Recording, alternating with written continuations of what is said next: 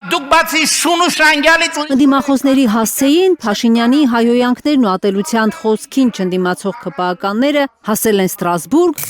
Distinguished colleagues, որ բողոքեն իրենց հասցեին հնչող ատելության խոսքից։ violence and hate speech Բռնությունն ու ատելության խոսքը թունավորում են ժողովրդավարությունը բազմաթիվ ձևերով։ Նախ դրանք ռադիկալացնում են հասարակությունը։ enemies. Քաղաքական հակառակորդներն այլևս չեն դիտվում որպես մրցակիցներ, դիտվում են որպես թշնամիներ։ Վարչապետի նախկին կողակցին առնչվող այս միջադեպն է եվրոպացի գործընկերներին հիշեցնում ՔՊԱ-ականը։ փախածներով չփորձեք ասեք Ու ոչ մի խոսք չի ասում Փաշինյանի այս պահվածքի մասին։ Չի թունավորվում ժողովրդավարությունը, երբ Փաշինյանը հարձակվում է Արցախից բռնագաղթած կնոջ վրա։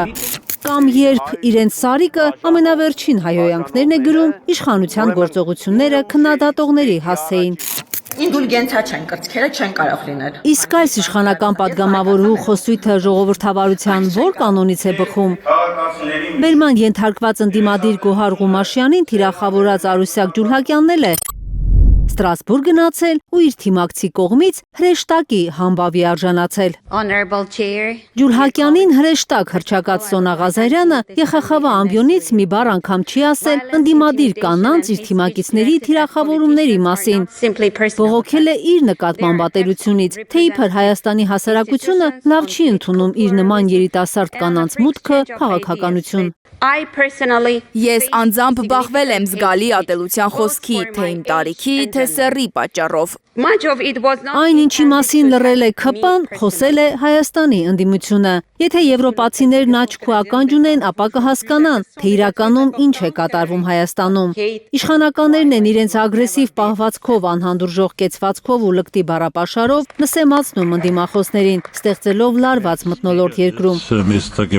ԵԽԽՎ-ում ՔՊԱ-ականներին հակադարձել է Հայաստան խմբակցության падգամավոր Արմեն Գևորգյանը։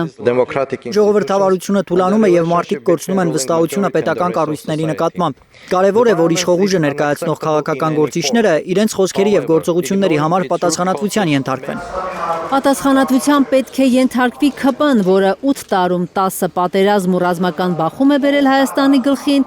ու հիմա ընտրությունների նախաշեմին վախ ու հուսահատություն է սերմանում հայ ժողովրդի մեջ, երբ հայտարարում է, թե եթե մենք չընտրվենք, պատերազմ կլինի, նշում է ընդդիմադիր падգամավորը։ If not we, then war. Երբ քաղաքական ուժերի միջև ընտրությունը ներկայացվում է, եթե ոչ մենք, ապա պատերազմ, տրամաբանությամբ առաջանում է վախ եւ հուսահատություն։ Racist internal. Այսպիսի խոսքը ավելացնում է լարվածությունը, բաժանում է հասարակությունը եւ ավելի շատ ատելություն է առաջացնում։ Իշխանական բուրգից գեներացվող ատելությունը ամենաթողություն է ծնում, ահազանգում է Գևորգյանը, ընդգծելով Հայաստանի իշխանությունը չի գիտակցում, որ ինքն է հանրային տրամադրության պատասխանատուն։